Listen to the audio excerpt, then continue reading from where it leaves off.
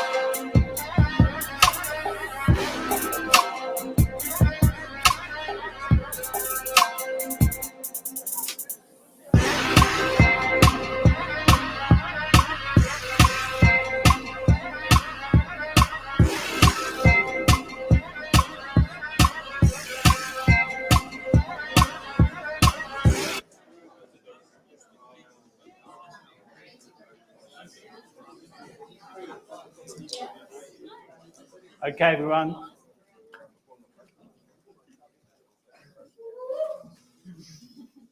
Welcome to Rave Late.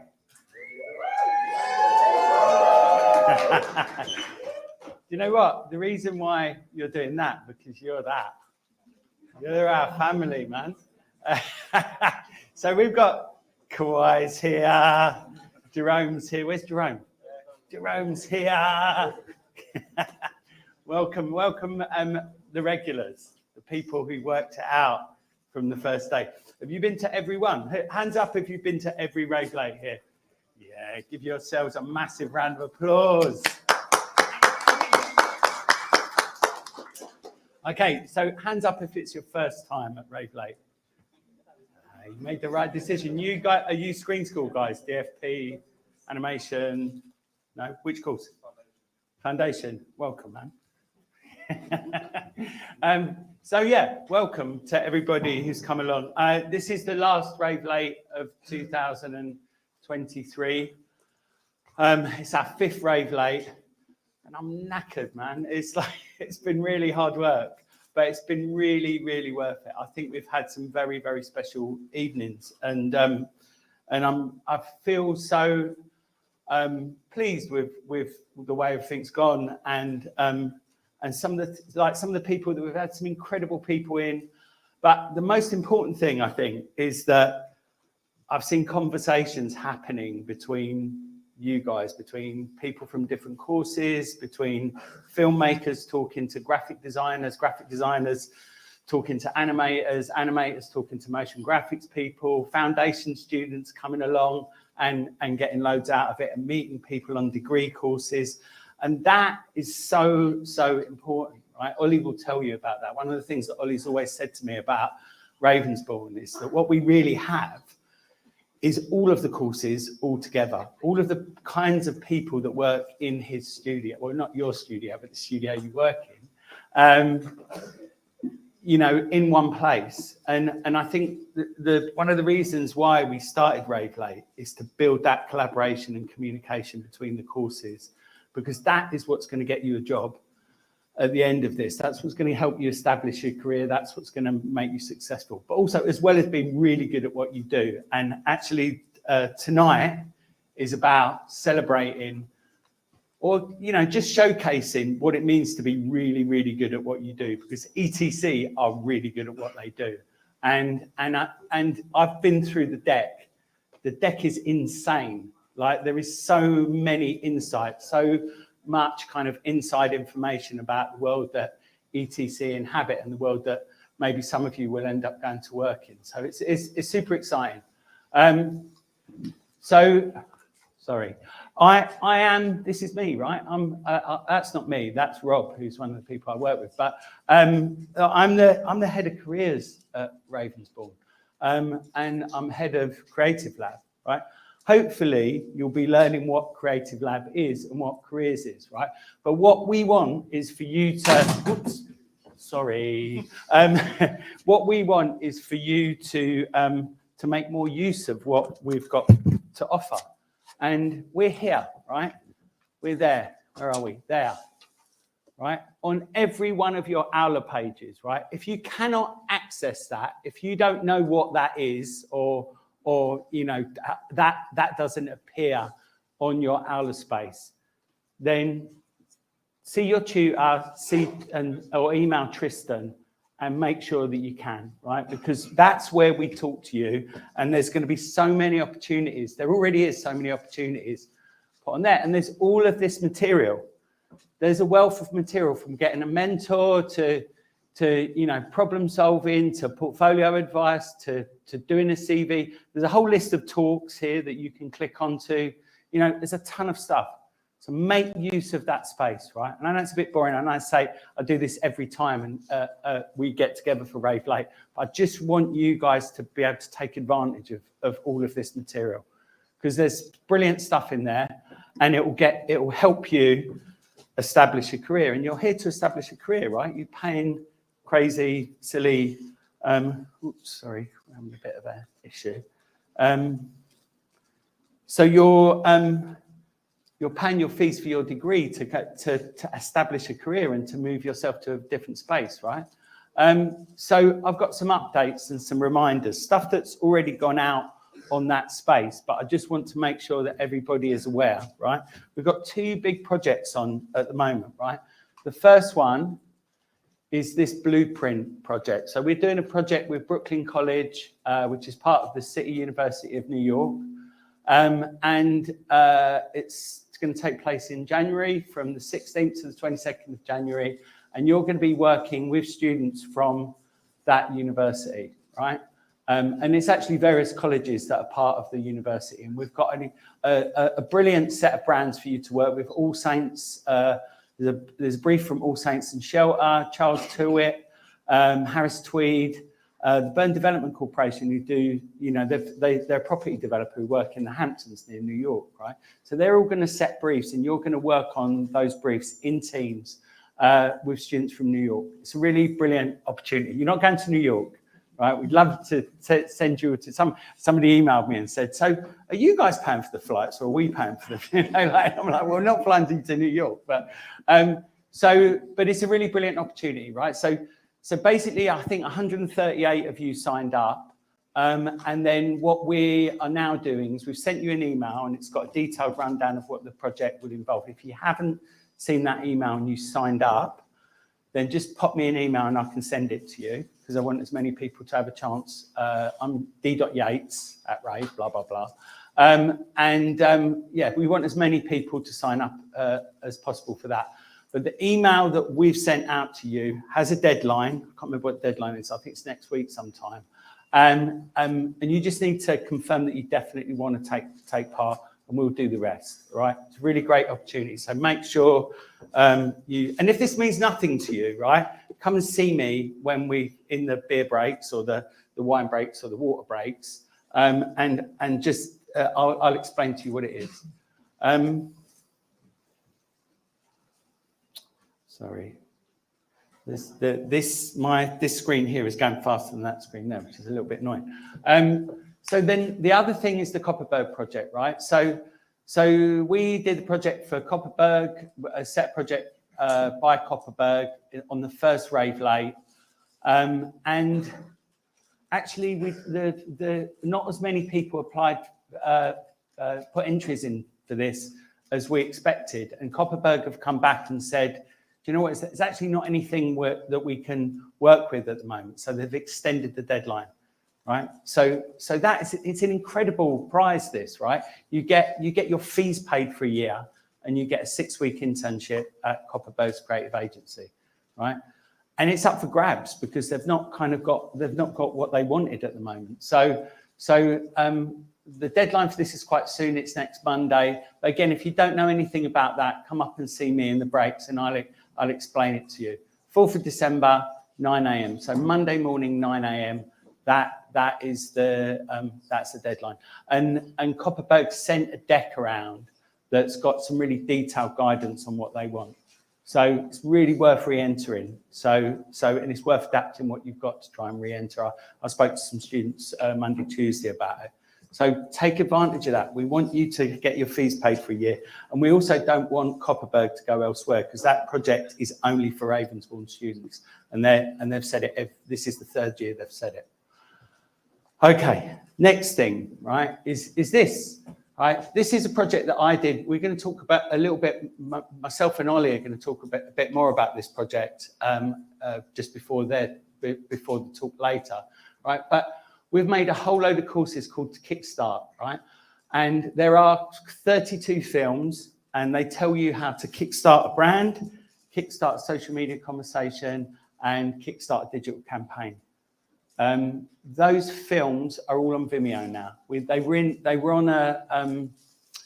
built a platform, and there was a few problems with the platform, and people kept not being able to sign up to it. So we've moved the films onto Vimeo so that you can all access them. I'll link that on the Careers Lab webpage. So again, it's a really good opportunity for you. Right, I've got just a little, this is what the films look like. So there's a whole course. So it takes you through right from the start of what you need to do when you start thinking about a brand, all your different considerations, and you go through 10 films, and by the end of it, you'll have a really good understanding about branding and what branding is. And one of the things that we're really keen on here is that if you're a filmmaker, you still need to understand branding, right? If you're an animator, you still need to understand branding. You still need to understand how social media works. So there's really important cross-disciplinary skill sets that you all need to know. So you can't learn them in your course because there isn't enough time, because you're too busy learning how to be a filmmaker, right?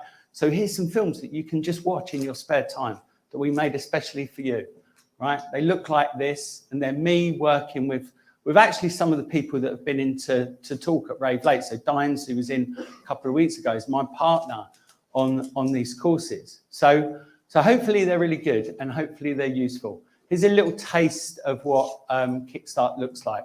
Instinctively, I feel like you've done that with Blup, right? When you've sort of worked for the biggest brands in the world, and you've seen the money that we have and the contracts that we signed, that kind of hype dies down, and you've got to shift that aside, and you think, what are we really about? What is the difference? Oh gosh, okay.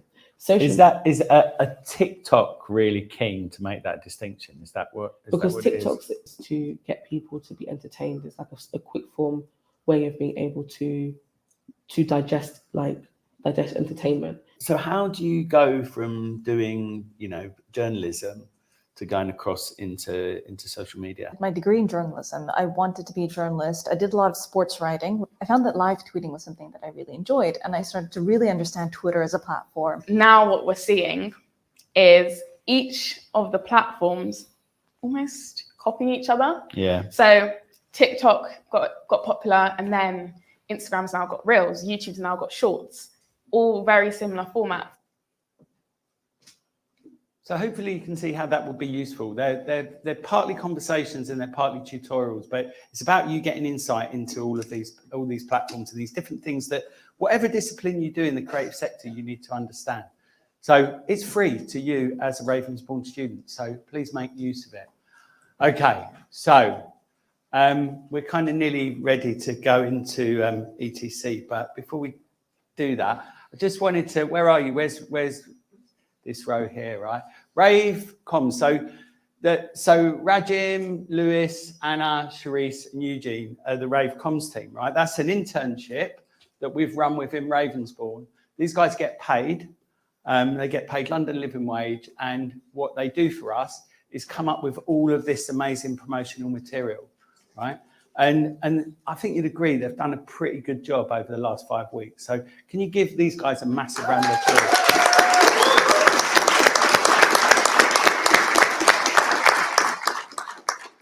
So sorry, guys, after Christmas, we're in the market for a new team. Not because you haven't done the job brilliantly, but just we need to make sure as many people as possible get an opportunity to do that. But look, they're even deconstructing the Ravensbourne logo. I asked them to put this together because there's a really nice concept around the Rave Late posters. So all of the Rave Late posters feature a deconstruction of the Ravensbourne logo. It's a really lovely little system. So these bubbles are those circles, and then you've got the two triangles. So it's a really sweet, clever little idea. And yeah, they've done a brilliant job. And you've got, you know what I was thinking when I was looking at, I think it was Eugene posted something on LinkedIn with a selection of the posters, right? In one semester, you've got about 12, 13 bits of work for your portfolio, you know, and it shows you how much you can do in a short space of time if you've got tight deadlines and you've got me behind you cracking the whip, you know. So, so well done. Really great piece of work. So before we go to ETC, I just wanted to talk, kind of explain what the logic was behind these sessions that we've had. We want you to be successful in your career, right? And that isn't an A plus B equals C, you know, like do a CV in this way, you'll get a brilliant job, right? It's quite complex and it's quite nuanced in this. And I think I've been working in education a long time and met lots of people who are successful. And there are kind of a set of things that all of those people do. And there's like kind of things that if you think about them and you do them, you're more likely to be successful. So we built these first 5 sessions around that. And ETC people, you know, Dines, you know, the people that we work with are all kind of exemplars of this approach, right? So the first thing you want, right, is you want to create a career on your terms. You don't want to be just getting any old job because you need to pay your bills, and you want to get a job that you want and that is right for you. Okay, so create a career on your terms, right? And to do that, you need to use your voice. You are better at being you than anybody else's, right? So use your voice. Don't try and use somebody else's voice. Use your voice. Be authentic to your creative personality, right? Don't be scared to create change. If you're doing something different and new, then it's more likely to get noticed. Don't copy what's out there, right? Be you, create change, disrupt received wisdom, right? Don't just do something because you think that's the way to do it, right? Create community, build new networks. I think we said on the community Rave Late, we talked about how, you know, it's not what you know, it's not about what you know, it's about who you know. But that's just the same people perpetuating the same attitudes, right? So we need to disrupt that. We need to build new networks. And this is a network, right? Rave Late is a network. It's a group of people who can work together to create change, right? it sounds a bit cheesy, right? But it's true, right? Share your work. It's amazing the amount of people that don't put their work out there. You know, if no one sees your work, you're never going to get any work. Get your work out there. Dines was brilliant in talking about how you need to get 4 pieces of work out a week, 1 piece of work out a day if you can. And he's an exemplar of that attitude. It's part of what he built his success on. Don't tell people what you do, show them. All really important, right? And today is about excellence, because there's one guaranteed thing that's going to make you successful. And that's if you can do something that no one else can do, and you can do something better than anybody else can do it. And ETC are an example of that. I can't think of a better group of people to get in to talk to you about excellence and what excellence looks like. And excellence is hard, right? But it doesn't happen immediately. It's about chipping away at something, right? And I think you'll see that in these projects. So each of these sessions has been about kind of trying to build in you, communicate to you what we know as successful attributes in a graduate, right? So please take it on board. Okay, up next is these guys.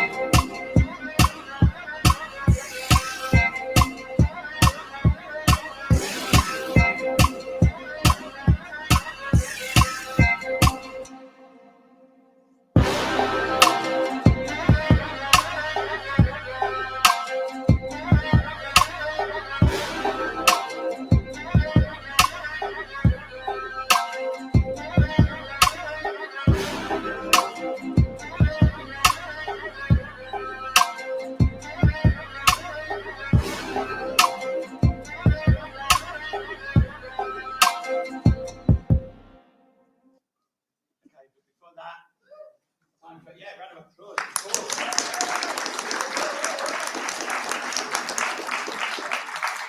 So basically, over the next hour or so, we're going to find out the secrets behind how all of that is done. But before we do that, there's popcorn, there's drinks, there's a toilet over there if you need a tinkle. We're going to start. We're going to have kind of just 10 minutes.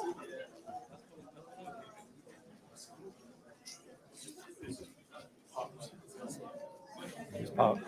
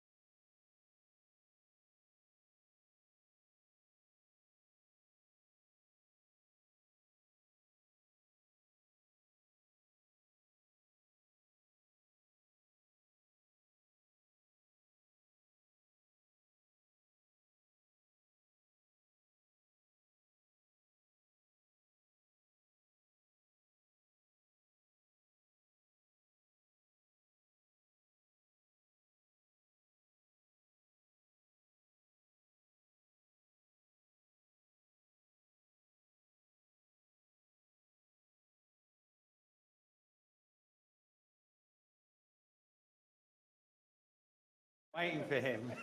So Greg, come on in.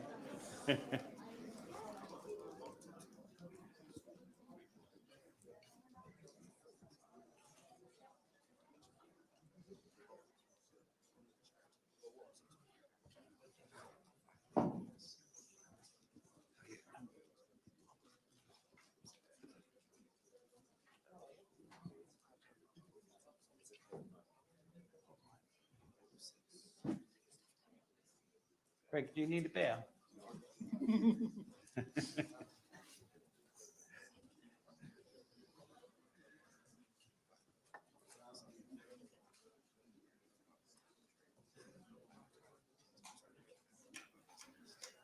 Okay, so it's now time for the Electric Theatre Collective. I'm going to initially just call Ollie Gilmore up on stage. Ollie's the head of operations at the Electric Theatre Collective. So big round of applause for Ollie, please.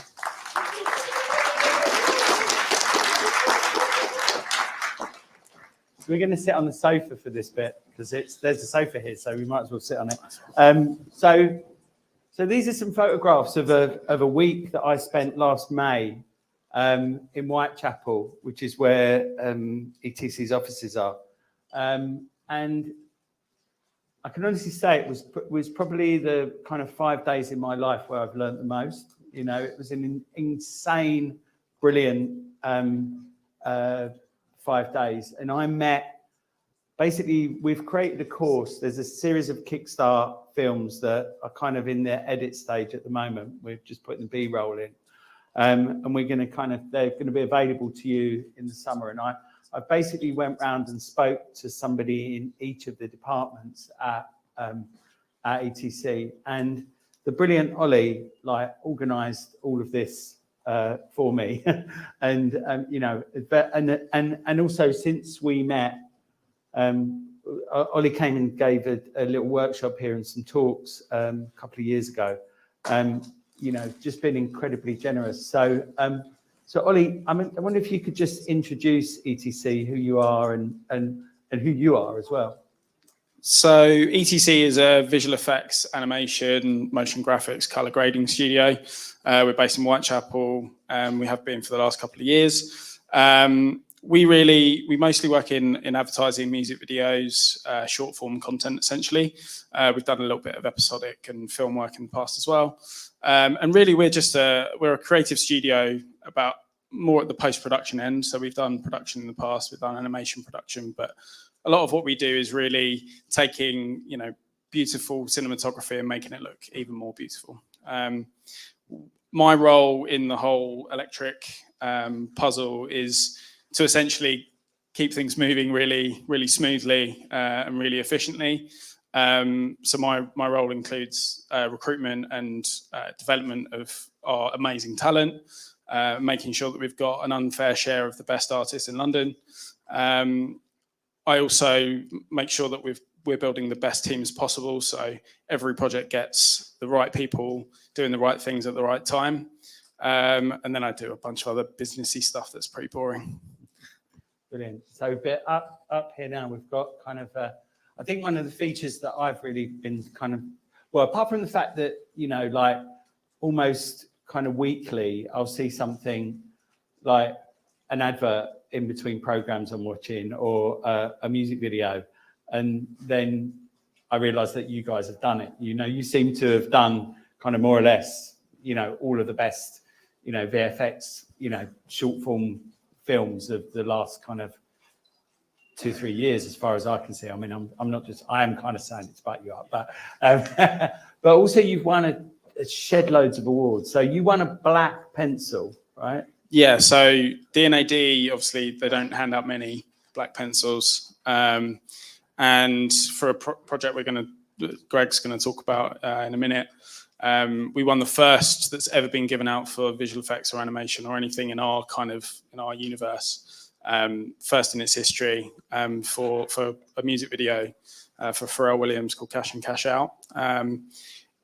Greg will tell you the full backstory, but it was really a labour of love for the company. It was it started in April of 2020, which I'm sure you will remember as a pretty dark time, and it's been one of those things that we've really spent.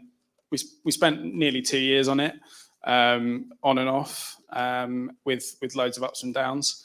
And I think, you know, we were all so excited when it came out, and then to get the recognition it's had is pretty incredible. So, you know, it's really swept a lot of the awards that it was kind of eligible for.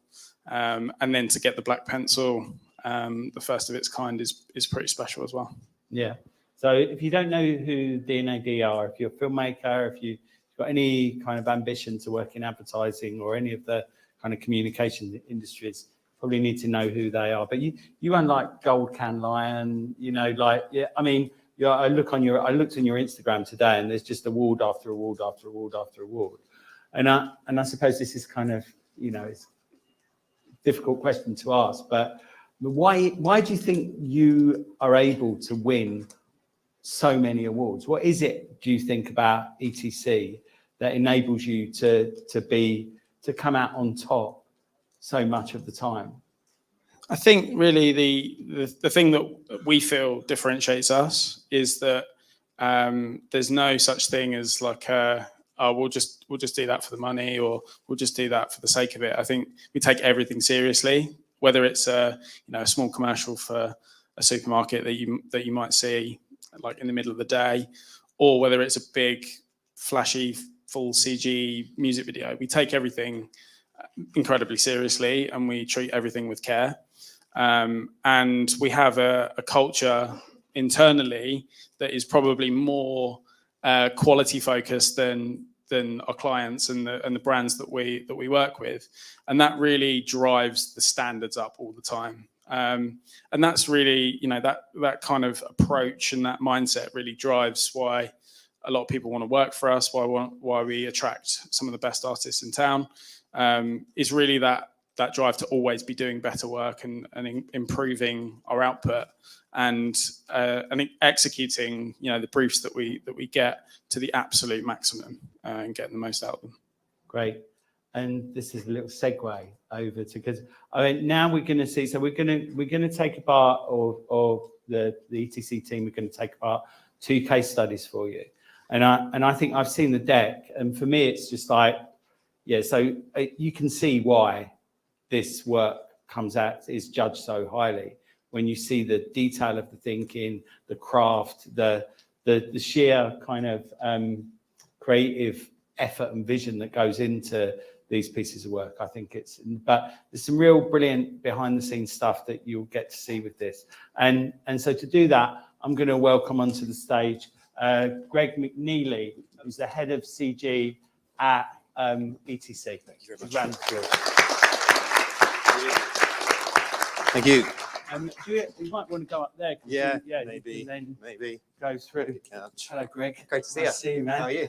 Yeah, all right, good. I met Greg in the summer. I interviewed Greg for like, it was about 40 minutes, and like literally I came out of there when my brain was just exploding with like the amount of, you know, just the amount of things I'd learned over the time. But thank you for that. Thanks very much. That was fun. And so I'm going to hand over to you now. All right, sounds good. Take it away. All right, let me know if you can't hear me.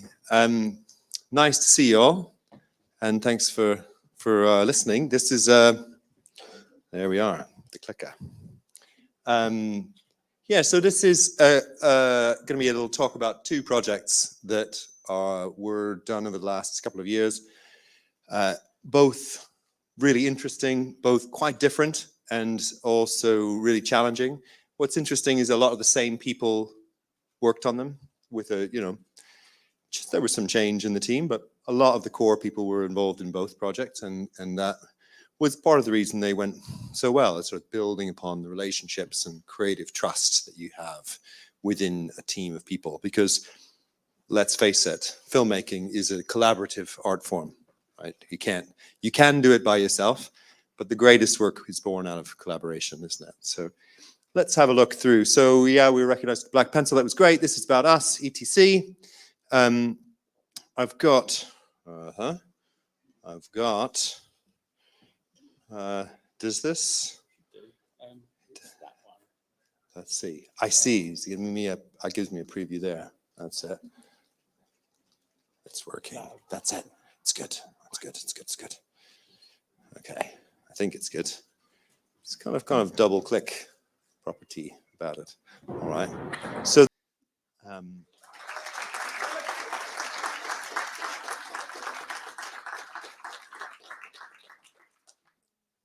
this was a really interesting project to work on. It was a really challenging one, partially due to the timing. So let's give you a bit of context and concept. So what we just watched was a zoetrope. Does anybody know what a zoetrope is? Generally, some people. The zoetrope is the original animation machine. So in the olden days, you had a kind of a cylindrical drum, and each frame of an animation printed on the inside of the drum, and a little slit that you look through and you watch it spin, and you see the slit, you see one frame at a time, and it creates the illusion of motion. And that was the original animation device. And this is a three-dimensional zoetrope. And we had this pitch that came to us from Francois Rousselet, the director, who said, hey, I've been talking to Pharrell and I've got an idea, and he's really into it. We thought, okay, this sounds cool. And he said, well, we're going to pitch on it. Would you like to get involved? And then it was March 2020, and we were all really excited about it. And then the pandemic hit, and then everyone was sent home. And there was no chance of filming anyone. There was no chance of filming any reference. There was no communication with other people except via, email. And we were suddenly making visual effects and animation, everyone from home. So it was a strange time to get started on a huge project, but it actually suited the project really well because, in a way, it's all animated. So we didn't have the chance to film them, so we just had to make it up.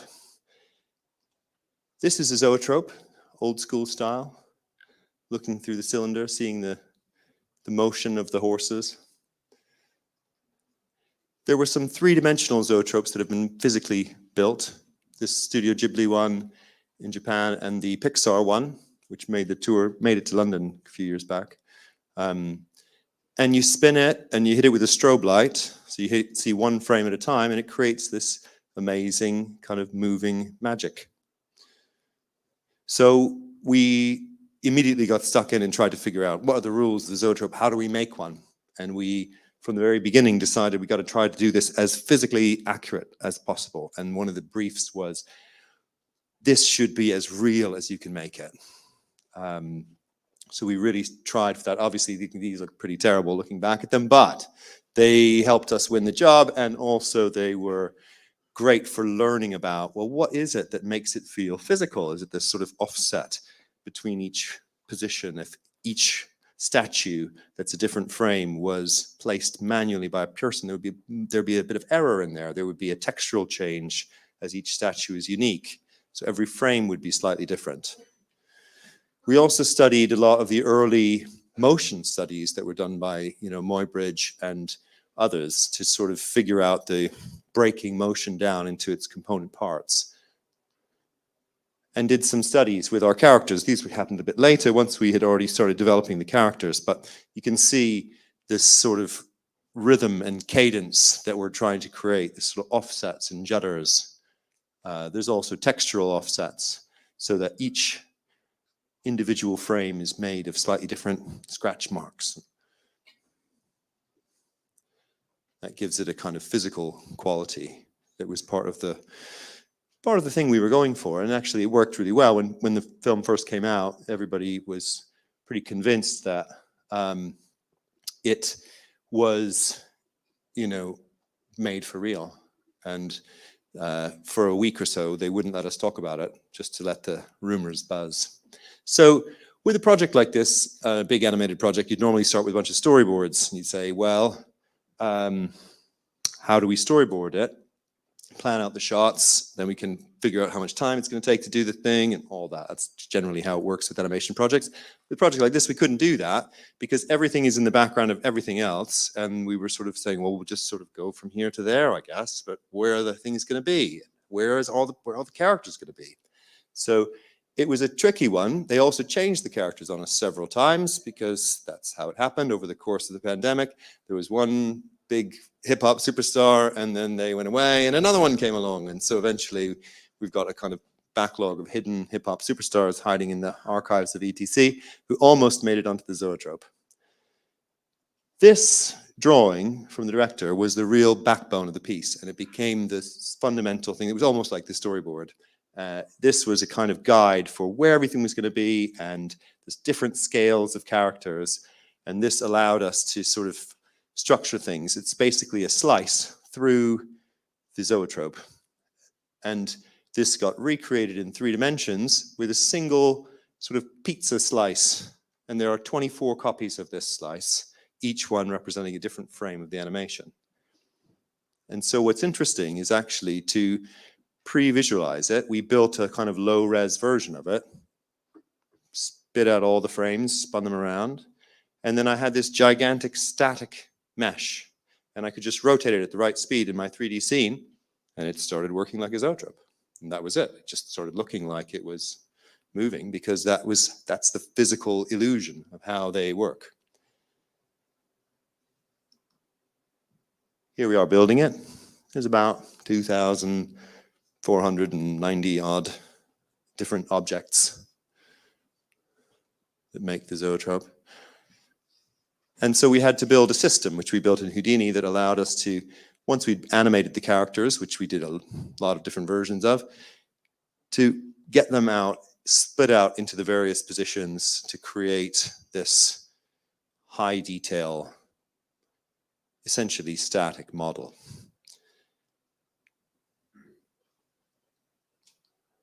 This is the low-res preview model that I was working with when I was animating the cameras, which we used as a kind of test. And this was the shot that we created as a sort of test shot to make sure everything was working and see what was what.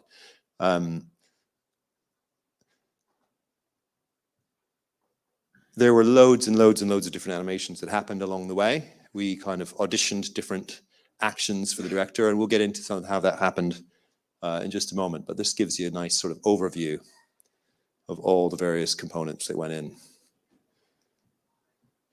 There was talk about building the thing physically for a little while. Pharrell was into it at first, and then I think when we sent him this image and they said, oh, it's 5.5 meters wide, they sort of paused the thoughts about building it for real. But we're still thinking about building a slice, actually.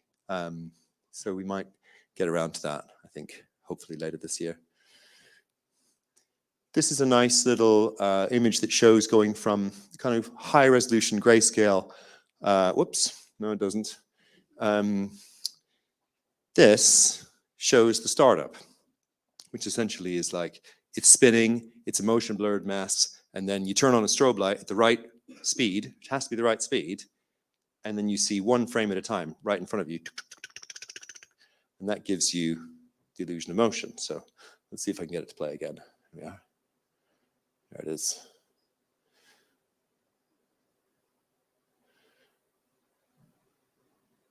And that's what it looks like in real life when they turn on the strobe light and you see one of these things really spinning. It's pretty cool. And it's 24 copies, spinning at the right speed to give us 12 frames per second, like a stop motion animation piece. That's the minimum speed that you could have animation and still have persistence of vision, meaning still having the illusion that it's actually moving and not just tuck, tuck, tuck, tuck, tuck, tuck, tuck, tuck, tuck, tuck, tuck. At 12 frames per second, that's why stop motion is done at that speed. It gives you, consistent feeling of flow and action. Most films, obviously 24 frames per second. So we had 24 copies, 12 frames per second. That gives us 2 seconds of action. So each moment in the film is only 2 seconds long, looping. We had to create this kind of miniature version of all the characters, which was a really interesting development process, especially with no reference of anyone, except for some weird videos they shot in their own houses, like this, where their friends filmed them in the middle of lockdown. But we knew we wanted to create this kind of resin maquette miniature look. And there's a level of stylization that has to happen and a level of, sticking to the likeness. And this was a real balancing act, because you go too far and it doesn't look like them anymore. And you go too far the other way and it starts to look very awkward. And it's very much the uncanny valley of, well, they look real, but a little bit too real, and then not quite real enough to believe. So Tyler joined the project a bit later, and we had a bit more access to him. So we had more detailed reference imagery. Maybe that's why he's a little bit more detailed than the other characters. So for the performance,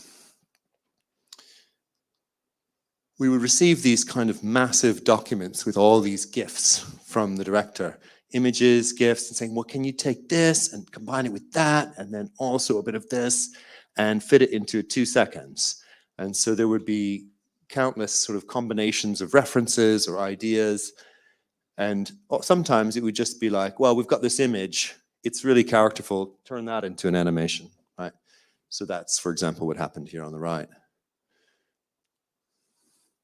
We'd also receive some things like this, where it's like, I love this old animation from Tintin, and Pharrell's doing this kind of thing, so maybe you can come up with something that fits on the zoetrope. And so we came up with this moment where he's running along on the cash roll with Tyler in the middle.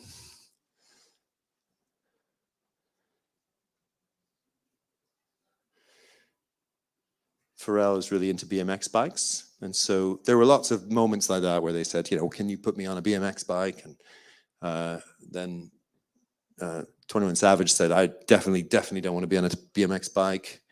So we had to find out what he does want to be on. Turns out he doesn't mind dirt bikes. So there you go. And so we tried to base our animation on as much reference as we could of the people. Some things they filmed, some things we found on the internet. Sometimes you just have to kind of sit in your bedroom and channel Tyler, the creator, as Fabrice Vitani is doing here, who is the lead animator on the project. Another thing we had to do was sometimes say, oh, here's a brilliant bit of characterful motion. How can we turn this into a 2-second loop? So we've kind of adapted the motion to create this sort of looping version of itself. And sometimes you just have to make stuff up completely from scratch, like this, where we filmed ourselves, we tried various things, we just animated it really. And ETC is a real animation studio, so people get stuck in and, you know, create great motion studies. There were some moments that never made it into the film, like this. Lots, which we auditioned for the director, and he said, you know, try something else, and that was it. So we also discovered a really interesting thing. So everything's happening in a 2-second loop, pretty much. But we learned a kind of a trick along the way, which was that if we were clever and combined 2 2-second loops, we could create the illusion of a 4-second loop, which is what you're seeing here. So the action of him coming up and out and then coming down is taking place over 4 seconds. But in fact, what you're looking at is 2 copies of the same 2-second loop happening. But your eye tells you, your brain tells you it's one continuous thing. That happened several times in the film with the Hulk character jumping, and the guys riding on the bikes is like that as well. Cameras. We learned along the way that sticking to some rules about trying to make it feel physical was really, really valuable to us. So we would try to imagine how we would really film the thing, stick to one set of lenses, not do any big swooping flying around things, except here and there, but generally trying to imagine how it would physically be filmed. And it's so complex, the thing itself, that the simpler camera moves did really help to sell it. That said, we found that, you know, putting the cameras deep inside in this macro world was really, really valuable to create that sense of the miniature in the really shallow depth of field. This is an example of the kind of thing we would supply to the director. We didn't really have storyboards, so we just created loads of long shots and sent them over to the director, who edited it together, and they would have these sort of rough looking versions, and then obviously you can see the high res detailed version with sort of cloth simulation and lighting. Sometimes we locked cameras to objects. And sometimes we did break the rules and did some kind of slightly impossible camera moves just for effect. I think if you were really to do this camera move, your camera would be whacked by the zoetrope as it's FX. So the FX is usually the most technical technically challenging aspect of 3D. In this job, we built this massive system that created the zoetrope itself. That was a sort of an effects number. It was a big technical challenge built in Houdini. But there was also all these cool moments, like you've got this sort of fire that is made to feel like it's made out of lots of little individual printed resin frames, and a kind of cloth simulation that is made to feel not like a real cloth simulation, but like as if somebody had sculpted it out of clay. The lighting of the project was one of the key distinguishing features, I think, and was a real challenge and lots of fun as well. We identified this kind of style that we were really into, and we started to kind of call it a kind of two-tone lighting. The idea being that you'd have two strong contrasting colors that would light the subject, but for example, red on one side and blue on the other, but you would not let them mix. So there's no purple and no pink in the middle. And so you end up with, which involves very carefully placed lights. And that creates a really strong high contrast look. And in the end, excuse me, in the end, you've got this throughout the film. This was an early shot we did. It didn't make it into the film, but it was one of the first moments, sort of a eureka moment for us, where we said, oh, I think this is actually going to be good. The miniature thing was working, the motion thing was working, the assets were looking good. And here you can see a still from every shot in the film. And what it, I think, shows is that there's a very strong set of color choices, but it's quite a limited palette. You know, each shot has a lot of rich colors, but they're not, it's not a very broad range within each shot. And that is an aesthetic that really works for this project.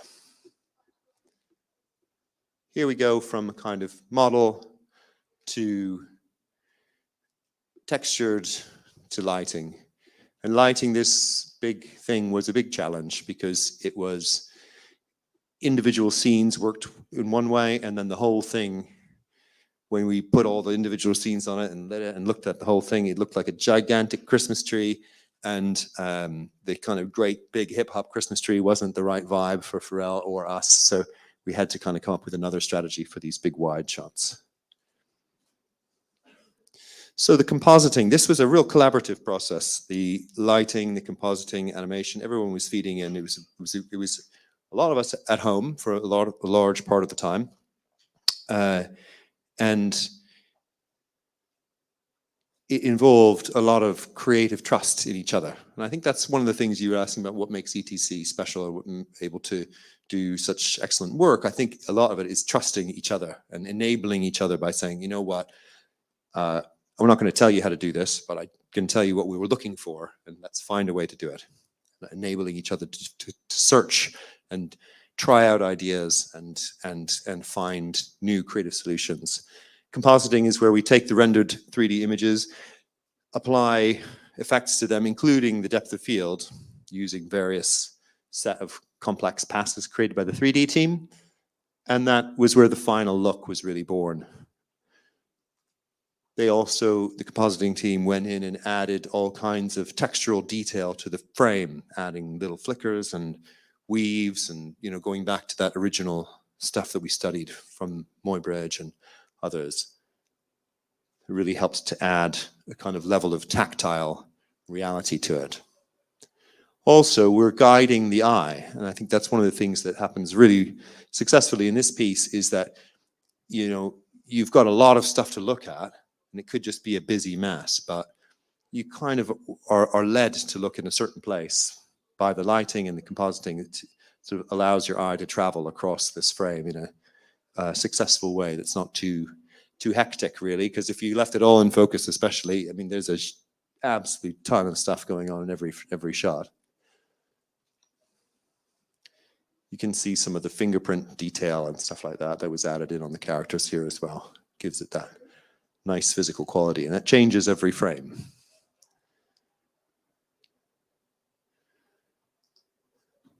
This is a little breakdown that I'll show you this video, and then we can go on to the next project. got music.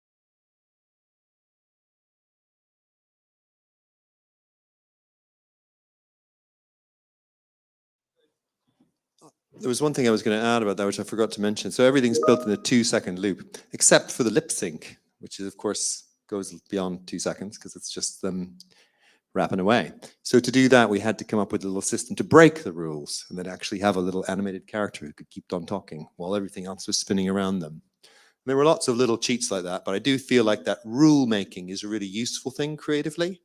If you've got a complex thing to solve, complex visual problem, storytelling problem. Oftentimes, if you come up with a set of rules that everybody can buy into, and you're like, you know what? We all agree on this. We like this reference. We like this bit of the story. We think that this is true about the world that we're creating. Those are really useful guidelines. And then you can break them.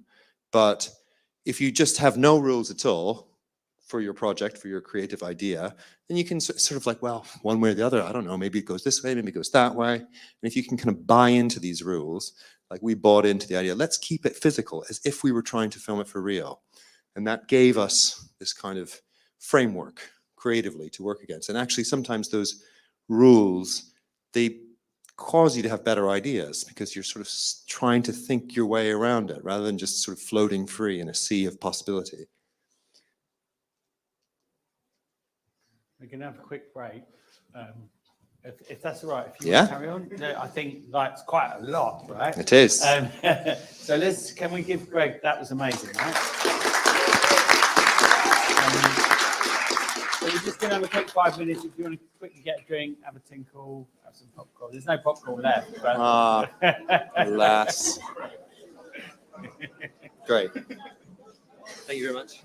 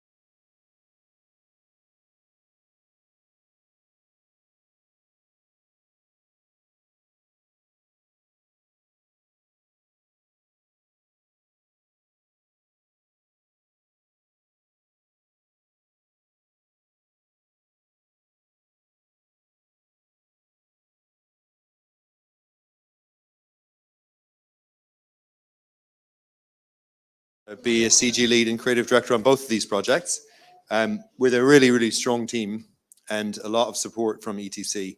And in both of these cases, ETC kind of gave us a bit of extra. You know, these projects both had budgets for sure, but sometimes you recognize the project, hey, you know, we might need a bit of extra help, a few more artists that maybe weren't part of the original team schedule to just make it a really sensational piece of work. And both of these projects had that, actually. This is Coca-Cola Masterpiece, which we did last year, and has a huge mix of different styles and different things and different visual effects and animation challenges within it. So it's useful to each one is an interesting challenge, and I'll break down a couple of them. It also involved lots of machine learning tools, which is an ever-evolving landscape, and last year was changing every week. We were thinking, oh, wow, this new thing has come out. How can we possibly integrate it? We've got a pretty robust pipeline and R&D team, software developer team, who enabled us to kind of stay ahead of the curve with a lot of this. So we'll watch it and then we'll take a look at it.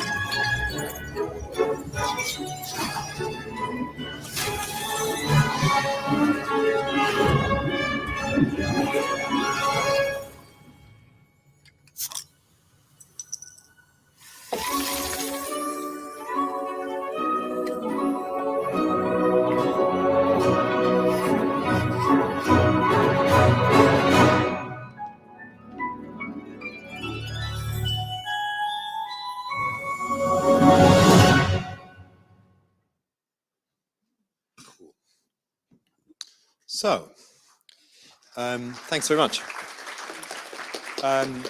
Yeah, so all these paintings, all these artworks come to life. Each one is a totally different challenge for how that should be achieved. And so in the initial pre-production phase, we were kind of bricking it because they were like, okay, we've got 18 artworks and we don't know what they are yet. And we're like, each one is kind of a different challenge, and we sort of have to figure out a new system for each one. So is there any chance we can reduce the number of artworks? But that said, we had great production, great director. So you can see in some of this, the set build that was done and the CG extension of the ceiling and all of that, which is a sort of, that's the baseline for what had to be done to make this film a reality. But all of the artworks themselves and all of the how, you know, we achieved each one was a different sort of a challenge and an R&D process. This film had a really short schedule, unfortunately. So we had an artwork selection process that was very complicated. Some big famous dead people and some emerging artists. And that was actually the most interesting because we would contact them and say, we'd love to use your artwork in this film.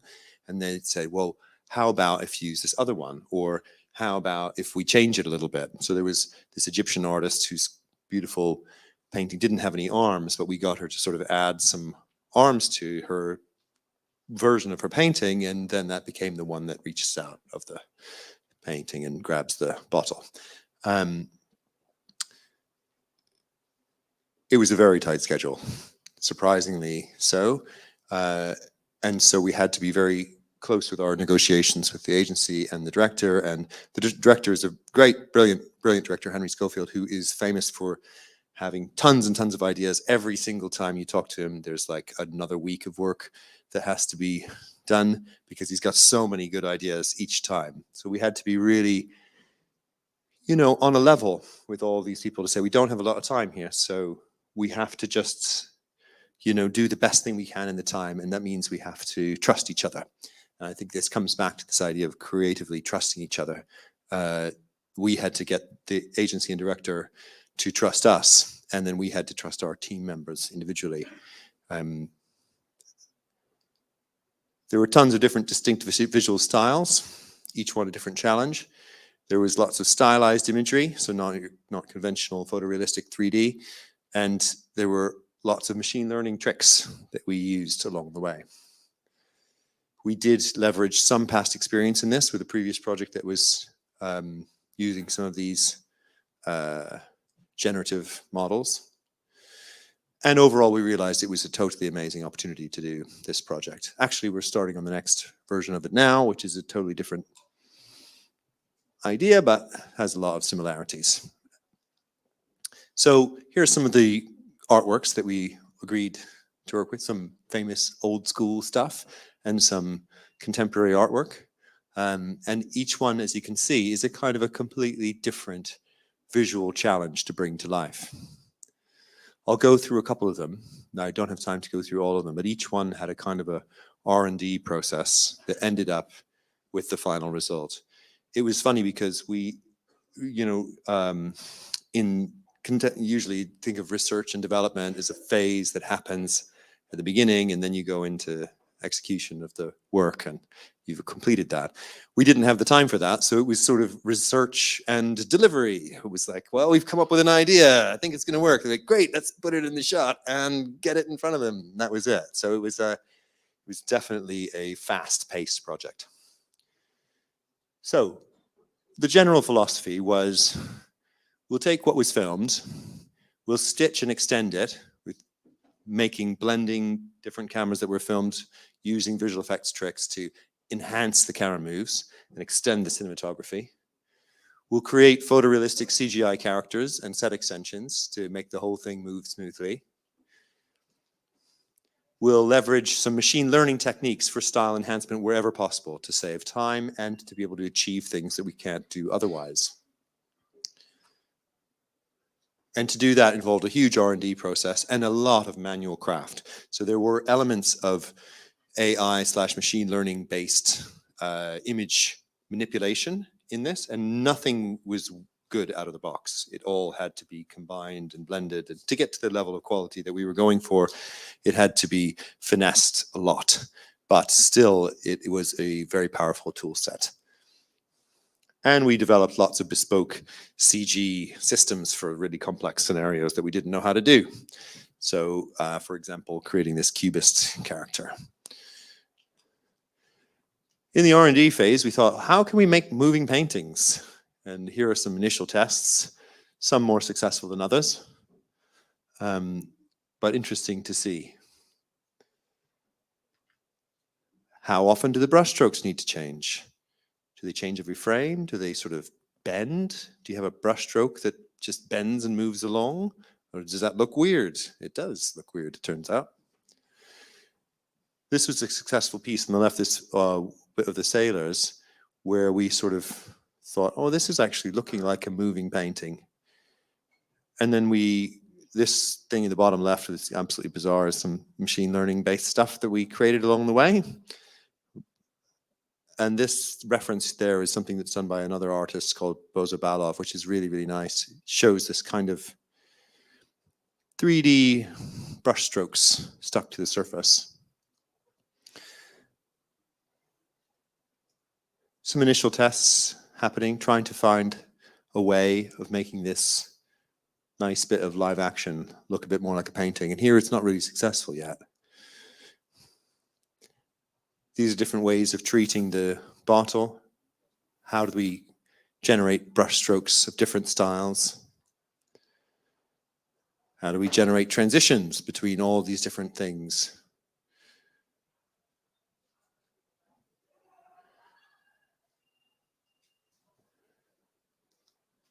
So let's go through the Turner shipwreck, which is a really nice, cool challenge. So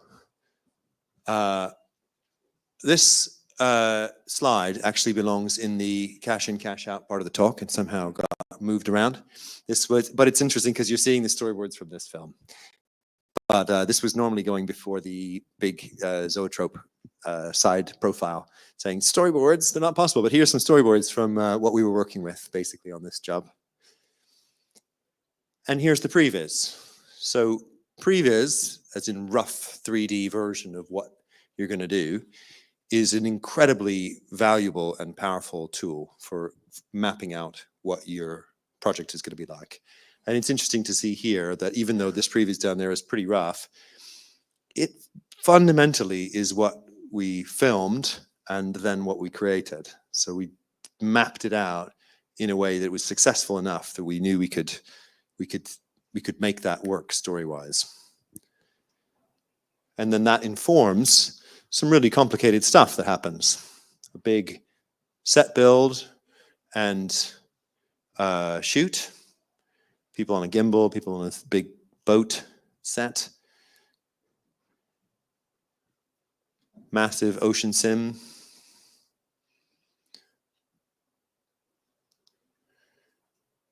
Matte painting process. Combining all the various bits together. And then kind of let's see what we can do with painting effects and machine learning. It's very raw, it's very buzzy, but there's elements there that are really cool.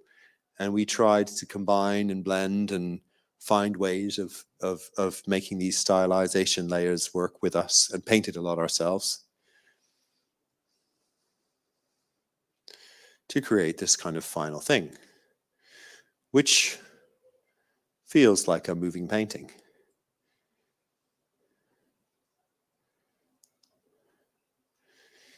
To get really granular with it and get the level of detail that you want on, for example, this guy's arm, we had to use a more detailed approach.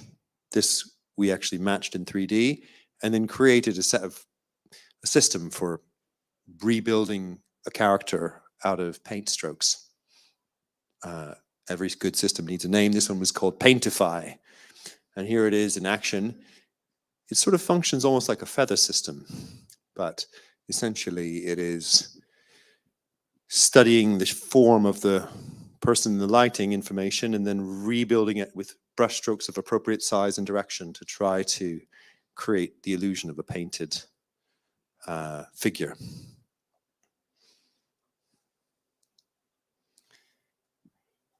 Here's an example of, you can see really the kind of rhythm of the brush strokes. And this is something we landed at after a while. It's like, you know, how many brush strokes per second would change as the thing was moving? And when does it feel weird that you're just watching a brush stroke, same brush stroke, just move across the room? Or should, if the hand is moving, should it repaint itself? This was used to kind of great effect on the Scream character.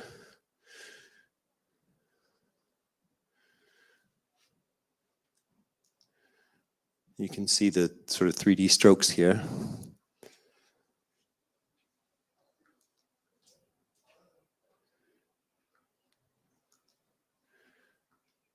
The GAN style, GAN is a machine learning model that allows us to sort of manipulate it in a subtle way, bends the pixels around. Line work, also in CG, and then lots of trickery in comp. There's a lot of 2D animation as well, just straight up 2D animation with the newly launched 2D animation studio inside of Electric Theatre.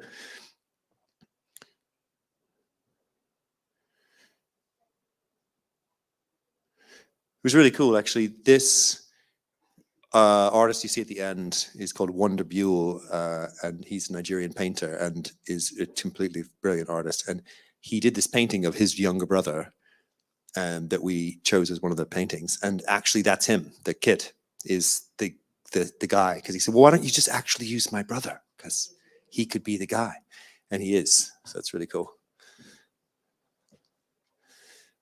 Stefano Tejada is also another contemporary artist, and this was another really interesting one. Had involved all the tricks really.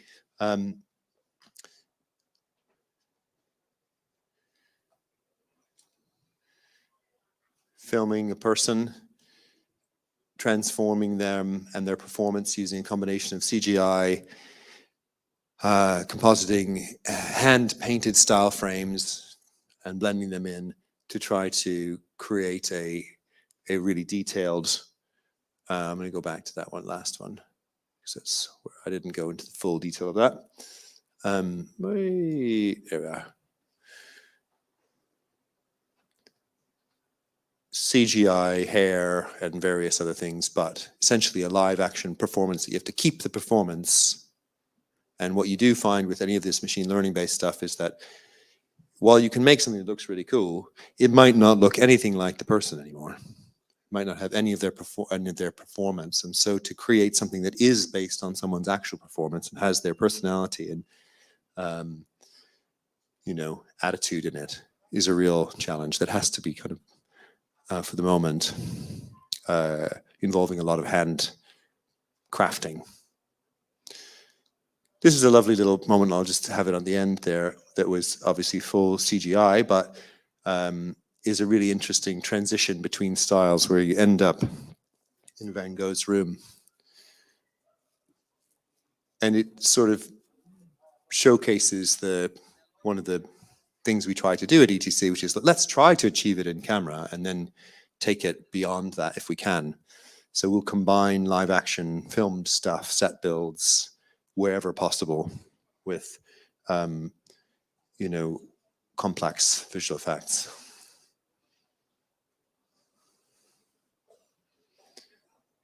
Overall, it was a really, really interesting project to work on, and a real challenge for the team, but especially considering every section had a different method. But it was great fun as well. And that's it for that one.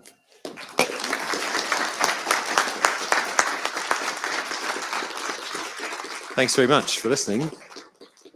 I'm happy to answer questions if there are any. Yep. I thought what we do now is cozy up on the couch. Sounds good. And I'll run around with a microphone and Cool. we can get some questions. And maybe Sounds great. We get Ollie as well, yeah? Yeah. I think maybe let's just, I'm sure you'll agree that both of those kind of, walkthroughs were amazing. So can we just give ETC a massive, massive round of applause? Thanks very much. So we've got a little while for questions. We've just had one mega, studio in today. So we've got a little bit more for questions. I think we got out at 10:30, didn't we, when Dines was here? And we won't be that late. But yeah, so I've got a mic here. So if you want to put up your hands, I'll come run around and is it on? Is it switched on? Yeah. I'll run around and ask some questions. So if you put up your hands for questions. Okay, Harriet, go Harriet, and then you, yeah. Thank you for coming. It was really good. Just wanted to say that. But I don't really know how to word it. But obviously, the work that you've done is incredible, and you're all obviously really talented at what you do. How did you end up getting to that stage? Because to me, it's that's just crazy. I feel like other people here are probably thinking the same. How do you end up being that good at it? I mean, it's a completely valid question, and I think when I was getting started, I would have said the same. Actually, I think I have one more slide that is just addressing that. Let me see if it's there. Did it get added? Yeah. Here we go. So. He also predicts the future as well. Yeah, exactly. So I put this together because I was thinking of you guys. Here's some general advice for getting started, and you're thinking about how on earth are we ever going to get to, a place where I'm doing completely mind-blowing animation and visual effects, right? This is a good little point here. So first of all, everybody that we work with is always learning. And it's a discipline, self-discipline thing. Always be learning. You can constantly be learning new tools and new tricks. It's basically an ever-evolving landscape, filmmaking. You have to be kind of on it. You're not just learning the skills now, you're learning how to learn. So you keep that stuff and you're constantly evolving. I'm learning new tools and new techniques literally every week. And so are the members of the team, because basically that's how you make the most interesting stuff. You have to craft and get your own craft and your ideas, but you also have to be evolving. Dedication. So try to be the best version of yourself in every situation. I think that's the kind of thing that Ollie was saying earlier, like, how are we going to do the absolute best version of a Tesco trolley flying down a hill? I mean, come on, it's not the coolest thing in the world, but we can make it really interesting if we give ourselves this challenge. You try to do the best version of yourself you can in each situation. I say that because sometimes you can't do the best you've ever done, but you can give it a go, the best you can in each situation. You know, you don't have to die on the hill of every project, but you do want to give your all. Patience, self-compassion. You know, it's a tricky industry. You have to overcome a few knocks along the way, and you have to kind of get used to the idea that you're not too precious about your own work, and you're just like ready to go for it, ready to learn, ready to try to collaborate. You know, if you recognize somebody has a brilliant idea, work with that. Don't feel like, oh man, their idea is so much better than my idea. It's just like, we're all in it together. It's a collaborative art form. Trust. All of these art forms are collaborative. The best work comes from finding people you can collaborate with who you trust, and earning that trust through dedication and craft. I think that's a big thing about how do you do this really cool stuff at ETC? Well, part of it is that we gather a really amazing group of people together, and that kind of builds on itself. The more you do that, the more people are like, I want to work with those guys, right? So it's like part of your career development is identifying people you really enjoy working with, people that you can learn from, that you can do great work with, and then, you know, building on that. And it sort of snowballs once you start doing it. And you will definitely learn more from each other than you will from your teachers, for sure, you know, guaranteed over your career. And all the artists are teaching each other, and, you know, there's a huge community of people out there who are willing to share their ideas for how to do things. Last one. Go for it. Stay positive. Yeah, definitely stay positive. Reach to exceed. Your reach should exceed your grasp is a great expression. It's like whatever you're doing, be like, oh, come on, can we go for it? We can do it, right? I know I can reach this, but let's just try to get a bit further. And that's a nice sort of attitude thing. The idea that you could actually do it is the staying positive. You know, we can do this. Let's give it a go. Right, so that's kind of an answer to your question.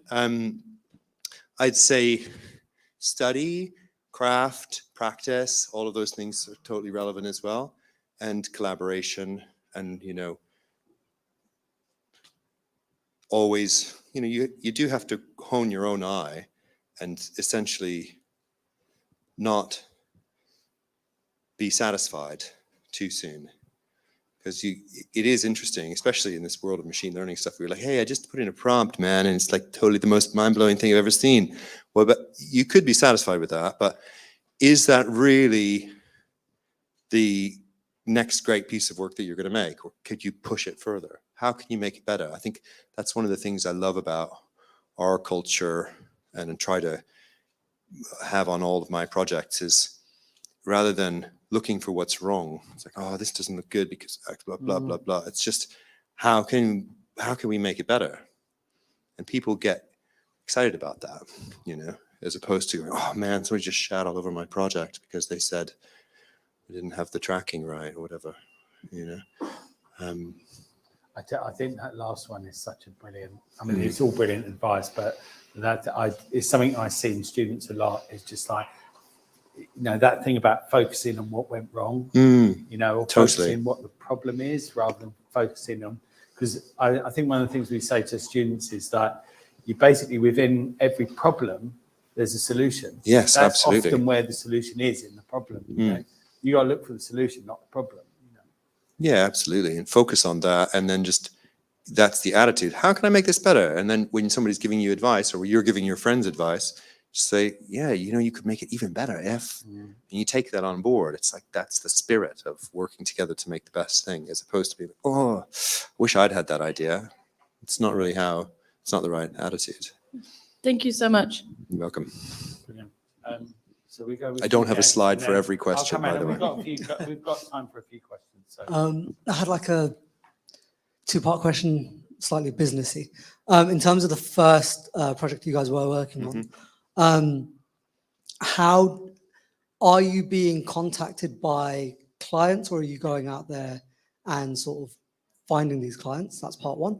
And then two, with something as complicated as that project, when you're budgeting and timetabling, when something happens like an artist falling out, are you also like going back to the client and being like, listen, we did all this work on these assets and blah, blah, pay up? Or is it a case of you just accept that, move on and do the next? I mean, it's a pretty big challenge to, especially the first one, make that sort of project work. I mean, I think the director of the first one, Francois Rousselet, he saw a project that we'd done actually the Christmas before, which in the showreel that was at the start was IKEA Silence the Critics, which was was kind of, I mean, at least to me in my time at Lecture, was a bit of a culture changer, in that it was the first like real character animation project we'd done for a while, and it was like talking household objects, the T-Rex and the like hanging ornaments and stuff, and he'd seen that and kind of gone, oh, I want to work with those guys on this thing because there's like similarities, and that, you know, often that's how we bring projects in, is like they see something that we've done and that leads on to something that's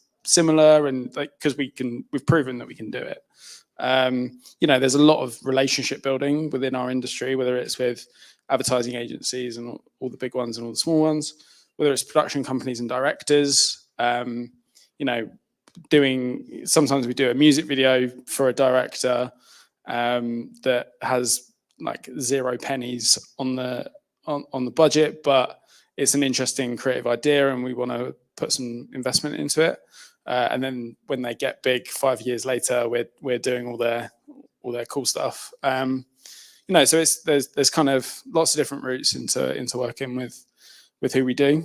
And I guess to your second question, like the budgeting and sort of scoping question, you know, I remember in April 2020 from my bedroom in Hackney, sitting on Zoom calls trying to figure out whether we could do it. Did we have the right people? What was who were we going to pull into it? Bear in mind we were just in a lockdown. Tons of our projects were cancelled. We had a bunch of people sitting around not doing very much.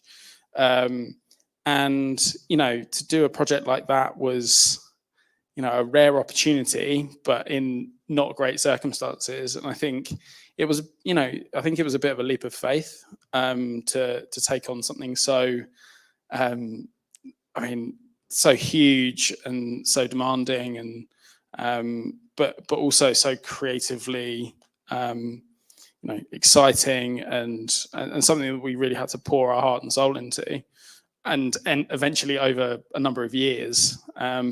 But over those years, we were so excited for it to come out. Once as the idea germinated and we started to really build it, it became, you know, more and more exciting towards, you know, like June last year when it actually came out. So, you know, there are always those conversations about like, are we investing in this? And really, you know, the projects have the budget scale is so broad. And there's processes and conversations in place for how we make those decisions. But ultimately, like we try and be as led by the creativity of a project and the value in that respect more than anything.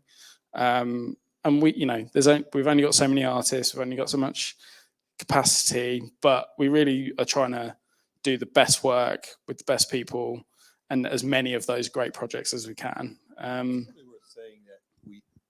It's probably worth saying that we do scope things out, even if we're like, yeah, we're going to invest in this. We also will have a conversation amongst us, be like, okay, I think it's going to take 20, lighting days and 15 modeling days and 16 texture days and 15 comp days to achieve that thing. And we don't just walk blindly into it, but then we think, can we manage that, right? So, and the scoping process is part of your artistic development and part of your development as a business person to a certain extent. Can you estimate accurately how much time things will take? Which, I'm not sure even I can do that, and I do it every day, but it's hard. It's a hard thing to do. Okay, now that we'll have another question. Hi, yeah, I kind of had two questions. The first one was, how do you choose who you work with? Is it new people every project? As in you do like a different style every project, so that means you need new people? Or is it the same sort of people that you generally pick that align with like an established style? And question number two was, how long do your projects usually take, like start to finish? Mm-hmm. So when you say, who do we work with? Do you mean like the artists on the team? Yeah. We have a core team of artists that we've hired as full-time members of staff. And there are probably 16, 17 now. And then there's a pool of freelancers that we bring in to help us scale up and down. And the way we choose the artists that we are working with is we'll either have worked with them in the past or had some experience with them, but they fit the kind of culture and have the level of skill and dedication and artistry that we're looking for, that we think we can trust.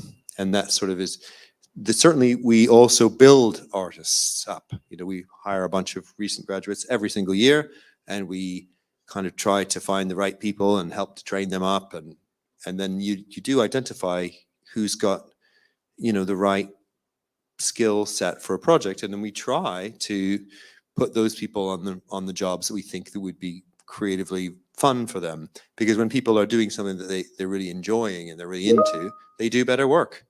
And then that said, sometimes not every job is like a massively creative, incredible opportunity to express yourself. I mean, oftentimes you just have to do something, do something challenging. It's always challenging, but you have to do something that maybe is a little bit out of your comfort zone. And seeing how people adapt to that is also part of the process of identifying who's going to be on which project.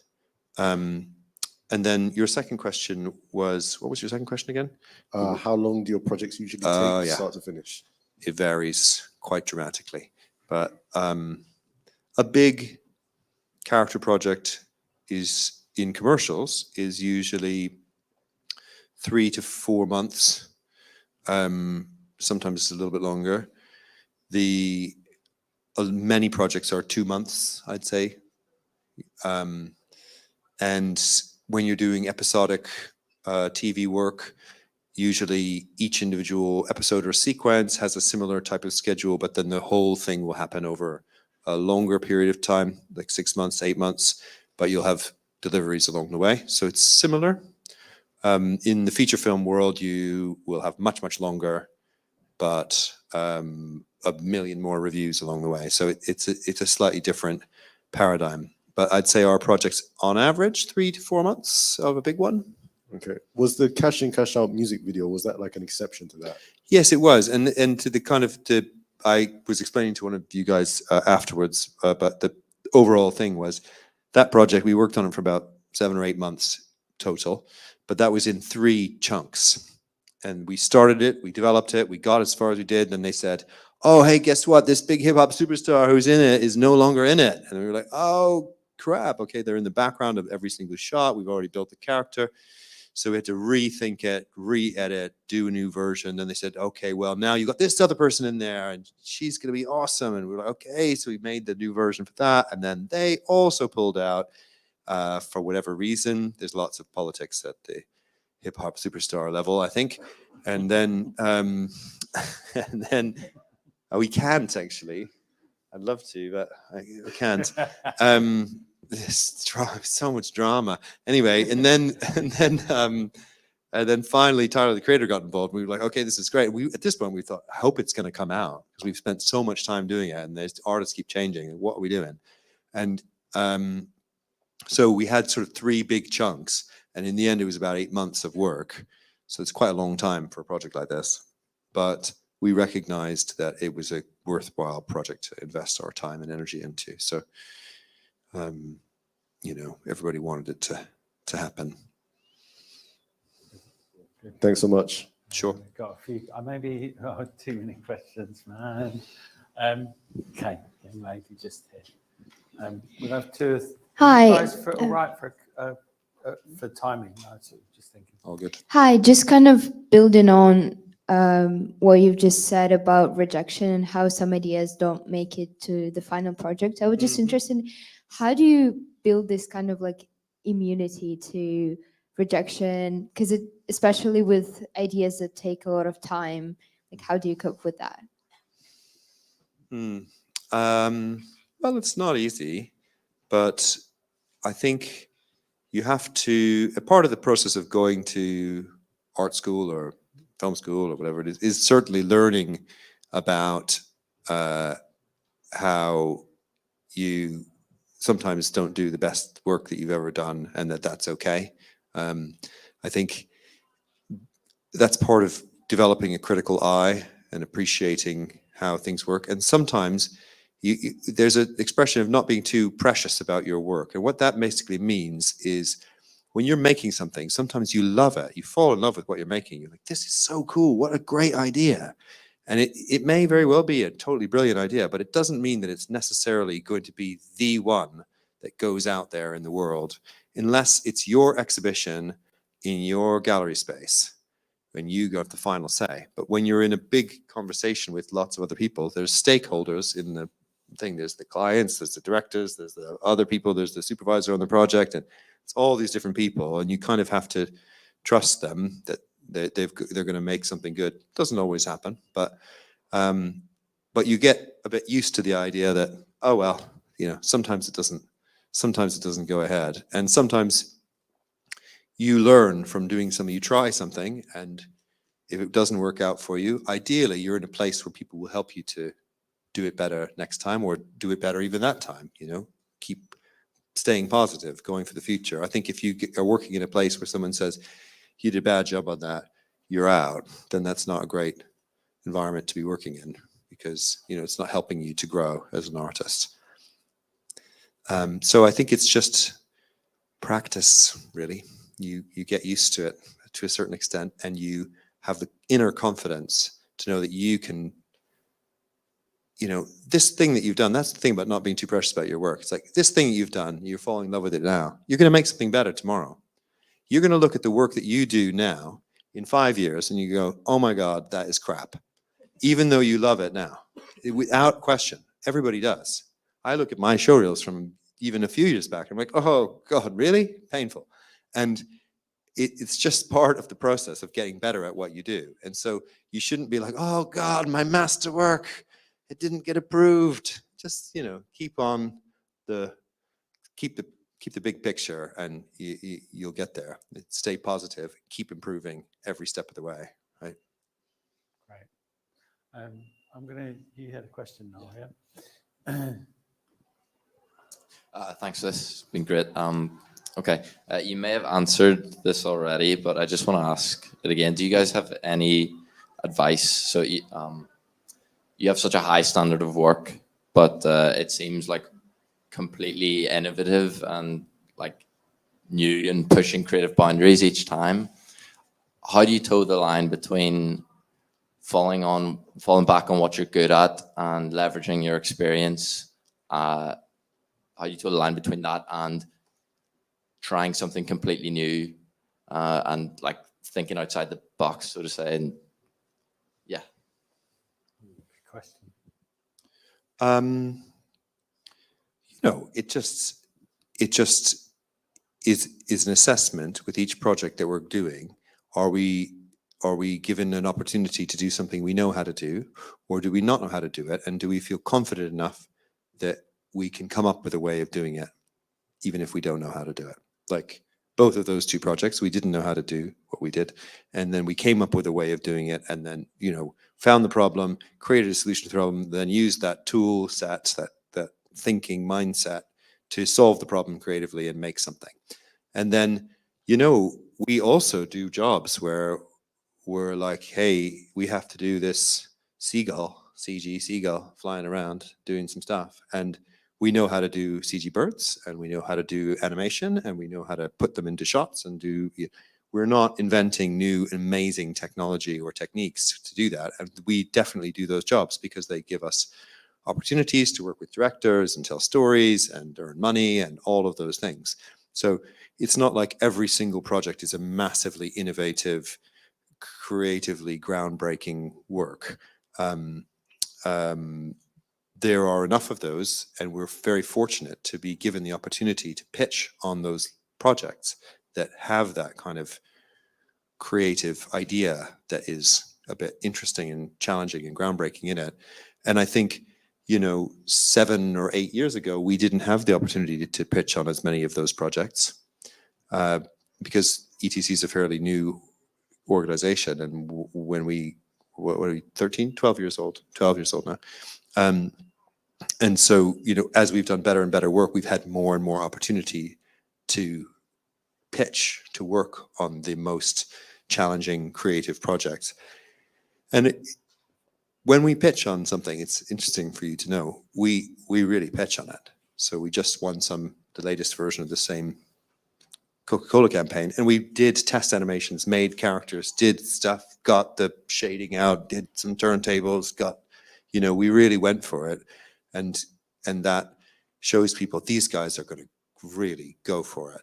They really are ready to creatively invest. And I think that does happen right now. That's part of the landscape, I'd say.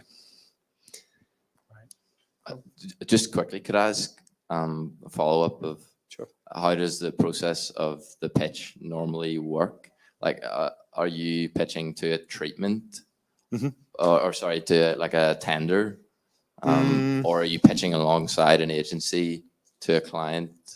How does that work? It's kind of different every time. It's slightly different. It's one of a few different things. Sometimes we're pitching with a director. Sometimes we're pitching independently of a director.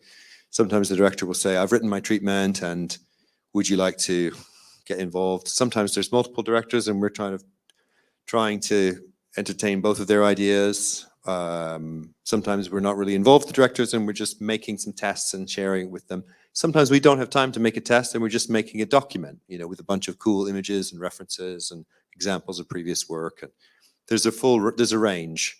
And for a really big project, we'll be working directly with a director.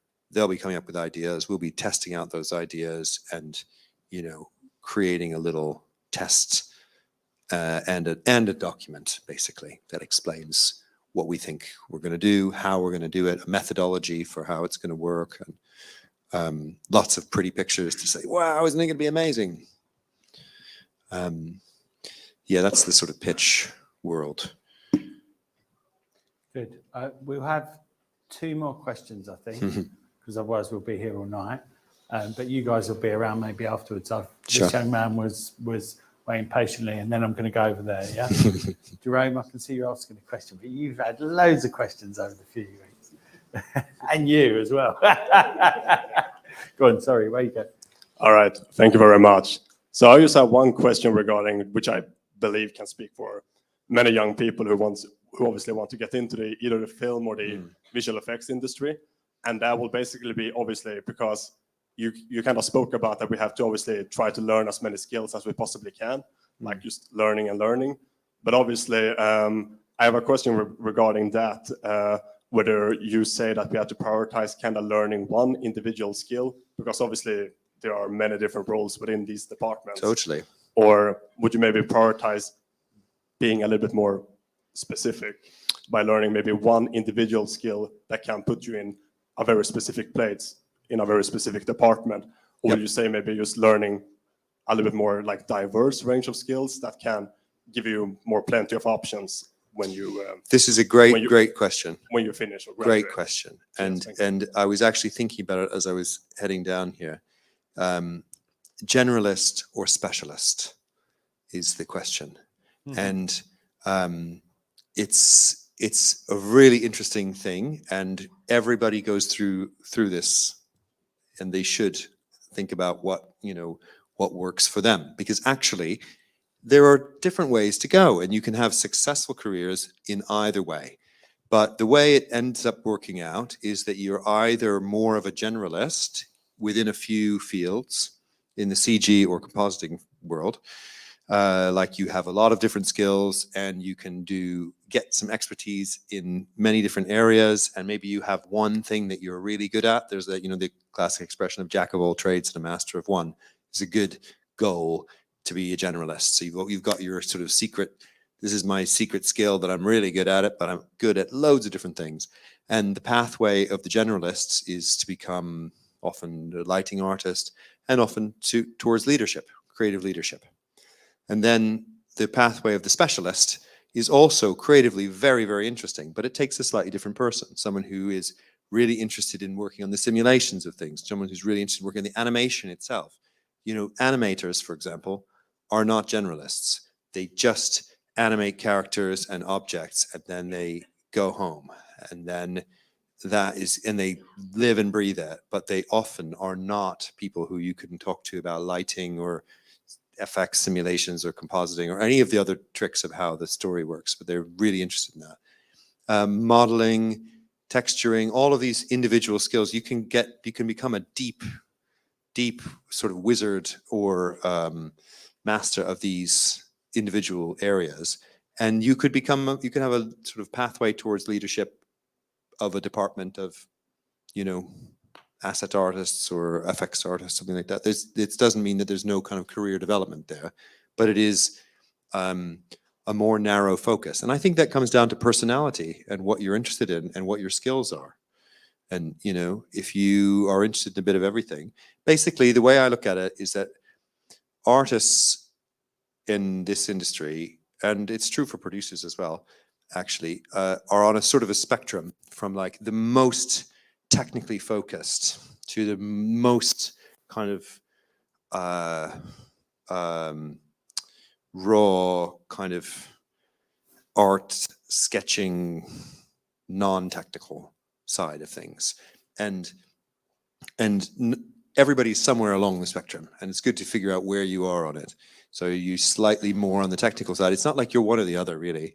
You really love the science of it. You still love making things that are beautiful, but you're a bit more excited about the scientific, and maybe you're more of a FX specialist. I mean, I think I'm a generalist and I'm somewhere in the middle, but I probably lean a little bit towards the non-technical. And I love the storytelling aspect and the just motion and rhythm and all that kind of stuff. But I still love all that scientific jazz. That's why I can be a generalist. So I think finding out where you sit on that spectrum and identifying where your passions are is really useful. Great answer. Okay, last question. Man in the red hat or magenta hat. So, working with such like big brands and like names and directors, I imagine you must be put through like a lot of like rigid guidelines and just solid like directions and stuff. So I wanted to ask, like, if you had a good idea and the client is gonna love the end result, but it's gonna break a few rules, how would you go about communicating it? Good question. Well, very carefully. Because yes, with the biggest brands, there are sort of rules and lots of people with strong opinions, and sometimes those great ideas are ones that you might get over the line, and sometimes you also just have to be humble enough that if somebody says no, thank you, you say okay, well, not this time. But I guess selling an idea is a key concept that you learn as you get into this business, which is, I've come up with this idea. I want to convince you guys to do it. And there are lots of different ways to do it. And one of the ways to do it is to convince the people that it's their idea and say, I've been thinking a lot about what you said, about how it has to be this way and this way. And it, you know, it just came to me that that is such a good plan. And it makes me think about doing it like this. And they go, wow, you know, it was a good idea what I said, wasn't it? And now look at this brilliant idea we've all got together. There are a lot of tricks and there's a lot of just negotiation. I mean, that's more of a sort of device, but you sometimes just, you find yourself between one stakeholder, the client, for example, it has to be like this. The director says it has to be like this. We're stuck in the middle. What are we supposed to do? Generally, the best solution is just come up with a brilliant idea, if you can, that sort of has a bit of both and go, here we go, guys. We thought about what you said and look at this. But it doesn't always work that way. So you can't be too downhearted if your idea doesn't get over the line. I'll tell you a funny quick story. There was a big car commercial I did at a previous place once. It's a massive commercial, and they were it was like a Mercedes-Benz commercial, I think. And the whole idea was they were smashing all these cars together. All the different Mercedes-Benzes throughout time were being smashed together by these giant machines, these huge simulations, metal, all this jazz. Took months and months and months. It was like basically finished and forging the new supercar of the future. And then finally, this film made its way up to the like Mr. Daimler-Benz or whoever is the owner of Mercedes. And he said, why are you smashing all my life's work? And so it was like, down tools, this project is finished. Everybody go home. It's never going to be done. We were 1 week away from completing it, and that's it. So you won't be able to use it on your show reel. It's never been released. So that kind of thing does happen. And you have to be, and that happens in feature film work all the time. You're like, hey, Grace, I was working this amazing shot, and then it got cut from this film, and now it's gone. So it is something that's part of that thing of not getting too worried about your idea. You'll come up with another one that's also good. Brilliant, brilliant. Can we have a massive round of applause for Greg? Thanks, guys. Okay, that was the last Rave Late of 2023. Before you go, I'd just like to thank everybody who's supported this. We went kind of out on the limb a little bit at the beginning of the year, and I secured some budget, and I'm kind of having to show the people upstairs that this kind of thing works. And all of you that have come here and supported it have kind of made it more likely that I can continue getting that budget to do things like this. So thank you. Round of applause for yourself. And come see us about the projects. But apart from that, have a great Christmas, man. And have a good, and don't get too cold. Nice. Nice.